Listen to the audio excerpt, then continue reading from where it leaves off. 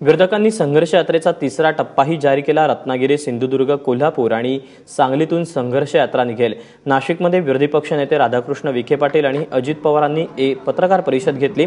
यावेळी विरोधकांनी सरकारवर पुन्हा एकदा टीकास्त्र सोडलं। शेतकऱ्यांच्या आत्महत्येचं प्रमाण वाढत असून संघर्ष यात्रेमुळे शेतकऱ्यांना आशेचा किरण दिसत असल्याचं अजित पवार म्हणाले। तर राधाकृष्ण विखे पाटलांनी मुख्यमंत्र्यांना मी मुख्यमंत्री बोलतोय या कार्यक्रमावरून धारेवर धरला।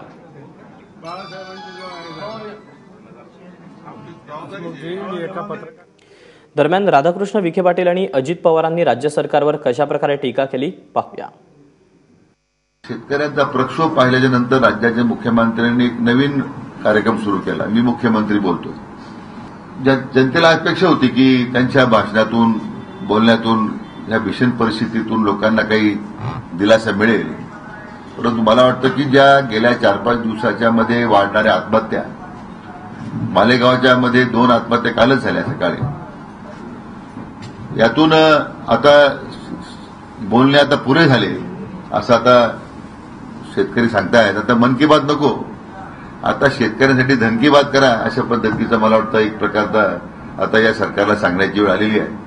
आणि कर्जमाफीशिवाय आता दुसरा पर्याय नाही, हे आता सरकारनं या निमित्तानं लक्षात घेतलं पाहिजे।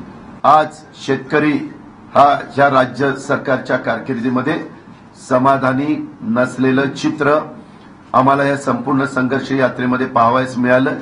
रात्री उशिरा, काल तर आडगावला आम्ही 10 वाजेपर्यंत, शेवटी प्रचार 10 वाजता म्हणजे माईक 10 वाजता बंद होतो, त्यामुळे आम्हाला नंतर 10 वाजता माईक बंद करावं लागलं। तरी देखील तिथल्या शेतकरी अडचणी सांगत होते। कुठेतरी त्यांना आशेचा किरण दिसायला लागलेला आहे की बाबा आता विरोधी पक्षांनी सगळे त्यांच्यातले असणारे काही राजकीय मतं असतील ती बाजूला ठेवली आणि फक्त शेतकऱ्यांच्या कर्जमाफीच्या करता हे सगळेजण एकत्र आले।